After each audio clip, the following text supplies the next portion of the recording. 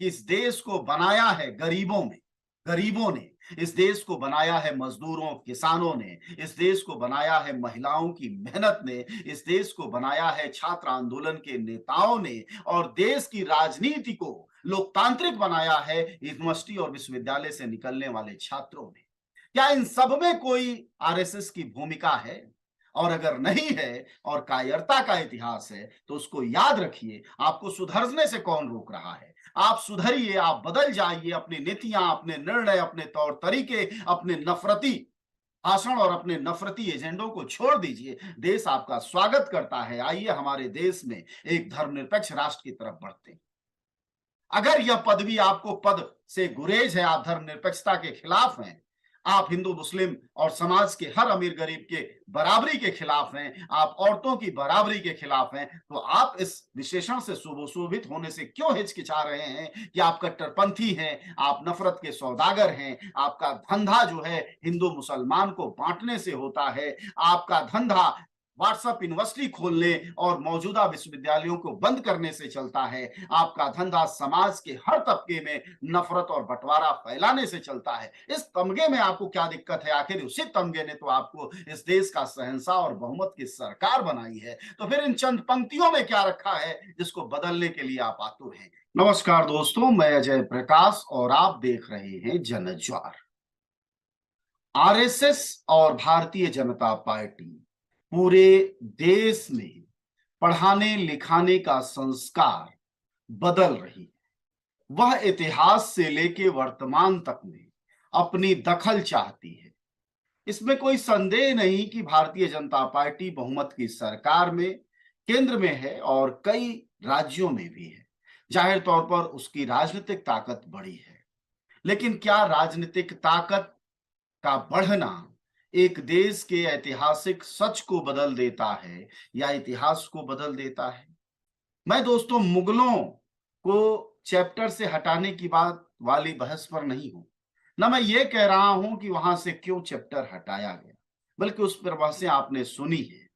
मैं उससे आगे की बात कह रहा हूं कि आरएसएस की जो कायरता का इतिहास है, क्या वह एनसीईआरटी की किताबों से निकाल दिए जाने के बाद खत्म हो जाएगा, या एक बार जो सच स्थापित हो गया और जो दर्ज है वह बना रहेगा? सिर्फ एनसीईआरटी की किताबों से आरएसएस इस सच को क्यों निकालना चाहता है? यह बात बहुत जरूरी है कि वह गांधी के हत्यारा होने का गर्व पालता रहा है आज तक आरएसएस। सीधा आरएसएस अपने मंचों से भले न बयान दर्ज कराता हो, लेकिन आरएसएस के कार्यकर्ता, उसके समर्थक, उसके छुटभइये नेता, भारतीय जनता पार्टी के नेता, विश्व हिंदू परिषद, यह सभी लोग काफी हर्ष मनाते रहे, खुशी मनाते रहे हैं महात्मा गांधी की हत्याओं पर। अभी हाल में आपने कई जगहों पर यह प्रदर्शन करते देखा होगा कि गोडसे ने उनकी हत्या की, उसकी बकायदा प्रदर्शनी लगाई गई, दुर्गा पूजा में उसको दिखाया गया। तो अब सवाल यह है कि वही आरएसएस, वही भाजपा अब गांधी की हत्या वाली पंक्तियां एनसीईआरटी की 12वीं कक्षा से क्यों निकालना चाहते? आप सब जानते हैं कि महात्मा गांधी सांप्रदायिक स्तर पर, यानी हिंदू और मुसलमान की वजह से देश बंटवारे के पक्षधर नहीं थे, बल्कि घोर विरोधी थे। उन्होंने अपने कई बयानों में, अपनी बातों में, अपने लेखन में गांधी ने बखूबी कहा है कि अगर यह देश धार्मिक आधार पर हिंदू और मुसलमानों के खून के आधार पर उसकी सीमाएं अगर बनेंगी तो उसकी पहला खून मेरा बहेगा। और उसी जिद की वजह से आरएसएस से जुड़े हुए नाथूराम गोडसे ने महात्मा गांधी की हत्या की और हत्या के बाद आरएसएस को बैन किया गया। इसी सच को एनसीईआरटी की किताब से हटाया गया है। जिस सच को हटाया गया है, मैं एक बार स्क्रीन पर आपको दिखाता हूं। जिन पंक्तियों को हटाया गया है वह पंक्तियां ये हैं कि गांधी विशेष रूप से उन लोगों को नापसंद किया करते थे जो हिंदू या मुस्लिम के तौर पर बदला लेना चाहते थे, या वह यह चाहते थे कि हिंदुस्तान या पाकिस्तान हिंदू और मुस्लिम धर्म के आधार पर बने। हिंदू मुस्लिम एकता के उनके दृढ़ प्रयास ने हिंदू चरमपंथियों को इतना उकसाया कि उन्होंने गांधी जी की हत्या कर दी। गांधी जी की मृत्यु का देश में सांप्रदायिक स्थिति पर लगभग जादुई असर पड़ा। भारत सरकार ने सांप्रदायिक घृणा फैलाने वाले संगठनों पर नकेल कस दी।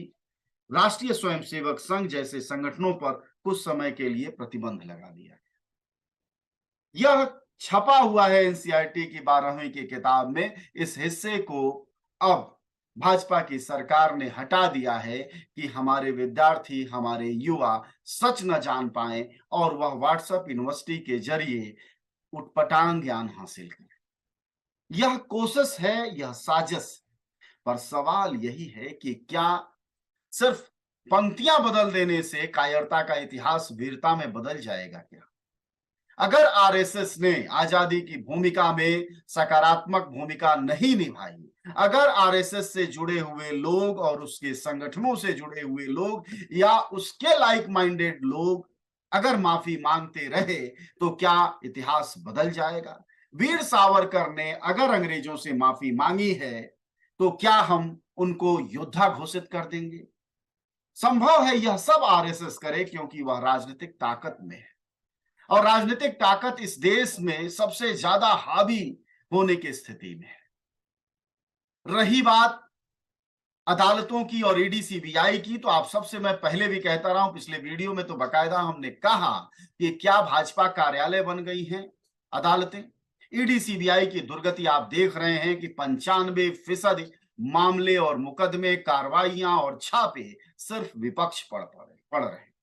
इससे बहुत साफ है, अब उनकी बारी है कि देश का जो युवा है, जो विद्यार्थी है, जो भविष्य बनेगा इस देश का, वह सच न जाने कि आरएसएस का इतिहास कायरता से भरा इतिहास रहा है। वह समाज के लिए किसी तरह का सकारात्मक, यानी उसके किसान आंदोलन में कोई भूमिका नहीं है, मजदूरों के 8 घंटे कराने में कोई भूमिका नहीं है, ट्रेड यूनियन आंदोलन में कोई भूमिका नहीं है, महिलाओं के अधिकार दिलाने में उसकी कोई भूमिका नहीं है।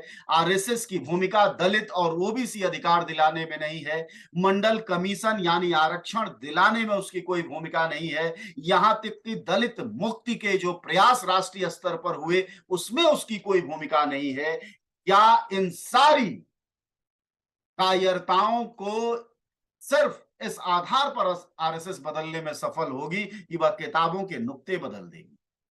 तो दोस्तों, यकीन मानिए कि ऐसा होगा नहीं। हम वाचिक परंपरा के इतिहास के लोग हैं, हम जानते हैं कि आरएसएस का क्या इतिहास रहा है और हमारी पीढ़ियां हमारे जुबान से जानेंगी कि क्या इतिहास रहा है आरएसएस का। उसको बदला नहीं जा सकता। गांधी की हत्या पर आप खुश थे तो खुश रहिए, उसमें आप बदलाव क्यों कर रहे हैं? गांधी की हत्या की आप गर्व से कहते रहे हैं तो कहते रहिए। आप गांधी के विचार विरोधी हैं, आप अहिंसा के, आप शांति के, आप प्रेम के, आप बंधुत्व के विरोधी हैं, आप नफरत के सौदागर हैं, तो आप कहिए यहां हम नफरत के सौदागर हैं। आखिर आज क्या जरूरत पड़ गई कि नफरत के सौदागर से प्रेम का पुजारी बनना पड़ रहा है? यह समझना बहुत जरूरी है, क्योंकि यही वो ताकत है जिससे आप भविष्य में उभरती हुई राजनीति को समझ पाएंगे कि आरएसएस और भाजपा की जो मौजूदा पैठ दिखाई दे रही है उसमें एक बेचैनी है। भीतर ही भीतर लोगों में सवाल है कि यह हमारे देश को बर्बाद कर रहे हैं, और बर्बाद करने में वो लोग लगे हैं जो बुनियादी तौर पर कट्टरपंथी विचारों के पोषक हैं और आरएसएस उसकी मुखिया है। और उसी सच को हटाने के लिए, खत्म करने के लिए ये किताबों की पंक्तियां बदली जा रही। किताबों की पंक्तियां बदलने भर से, अगर नाम बदलने भर से व्यक्ति का व्यक्तित्व बदल जाता तो हर आदमी अपने नाम के आगे हनुमान या राम लिख लेता, लेकिन ऐसा है नहीं। या गांधी या टैगोर लिख लेता, ऐसा भी नहीं। बल्कि नाम और चरित्र में आपका चरित्र बुनियादी है, और आरएसएस का चरित्र जो है यह देश वाकिफ है कि उसका क्या चरित्र है। मैंने जो भी बातें कही एक बार फिर दोहरा दे रहा हूं कि इस देश को बनाया है गरीबों ने, इस देश को बनाया है मजदूरों, किसानों ने, इस देश को बनाया है महिलाओं की मेहनत ने, इस देश को बनाया है छात्र आंदोलन के नेताओं ने, और देश की राजनीति को लोकतांत्रिक बनाया है यूनिवर्सिटी और विश्वविद्यालय से निकलने वाले छात्रों ने। क्या इन सब में कोई आरएसएस की भूमिका है? और अगर नहीं है और कायरता का इतिहास है तो उसको याद रखिए, आपको सुधरने से कौन रोक रहा है? आप सुधरिए, आप बदल जाइए, अपनी नीतियां, अपने निर्णय, अपने तौर तरीके, अपने नफरती भाषण और अपने नफरती एजेंडों को छोड़ दीजिए। देश आपका स्वागत करता है। आइए हमारे देश में एक धर्मनिरपेक्ष राष्ट्र की तरफ बढ़ते हैं।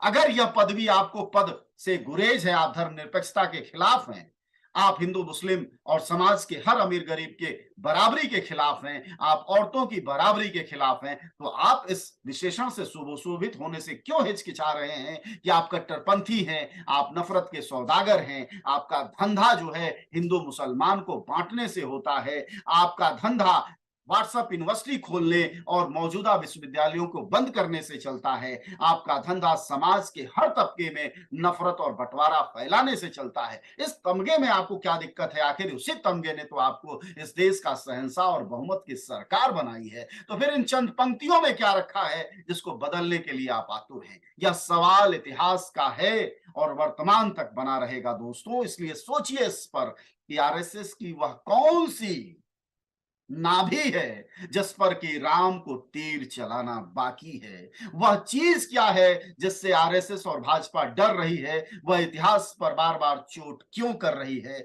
इस बात को अगर आप समझ पाए तो जरूर कोशिश करिए और इन विचारों से अगर सहमत हो तो इनको आगे बढ़ाइए, क्योंकि हमारे देश में लगातार ऋण तोड़ा जा रहा है, संस्थाओं को खत्म किया जा रहा है और पत्रकारों को बांटा जा रहा है। इसलिए जरूरी है कि सच बोलने वालों के साथ आप खड़े हों समय रहते। आप सब जानते हैं कि जनज्वार का खर्च आपके जनसहयोग की बदौलत चलता है। आप भी जनसहयोग में शामिल हों और आजाद और स्वतंत्र पत्रकारिता को बनाए रखने के हमारे इस महाअभियान में शामिल हों। हमें इंतजार रहेगा आपके सहयोग का, क्योंकि आपका सहयोग ही हमारी मजबूती का सबसे ताकतवर रास्ता है। धन्यवाद साथी।